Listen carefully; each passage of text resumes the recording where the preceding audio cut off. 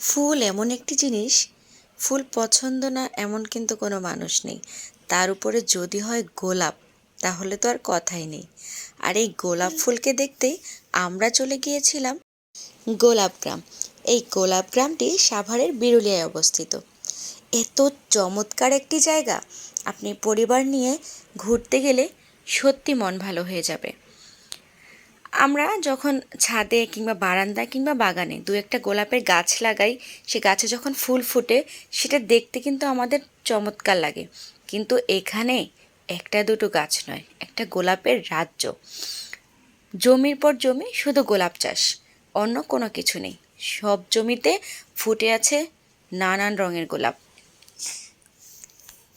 আমরা তো চলে গিয়েছিলাম পরিবারের সবাই মিলে, বাচ্চা কাচ্চা নিয়ে সবাই মিলে সুন্দর একটা দিন কাটালাম এখানে। বাচ্চারাও এত এত ফুল দেখে কী যে খুশি হলো।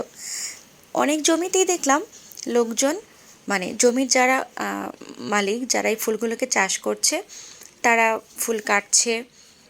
এত সুন্দর লাগছিল তাদের ফুল কাটার দৃশ্যগুলো দেখে। আরেকজন এই যে এই ভাই, সে বসে বসে ফুলের তোড়া বানাচ্ছিল। আমরাও তার সাথে দরদাম করে ফুল কিনে নিচ্ছিলাম। বাচ্চারা খুব মজা করে দেখছিল। আমি তো একটি জমিতে গিয়ে এক ভাইয়ার সাথে কথা বলে একটা ফুল কেটে নেওয়ার অনুমতিই চাইলাম। মাঝখানে আমরা কিছুক্ষণ ছবিও তুললাম সবাই মিলে। বাচ্চারা তুললো, আমরাও তুললাম। এত সুন্দর একটি জায়গায় যাব আর তার স্মৃতি ধরে রাখবো না? সত্যি ছবিগুলো কিন্তু চমৎকার হয়েছে। অনেকটা সময় ঘোরাফেরার পর আমরা আবার বাড়ির পথে ফিরে আসছিলাম।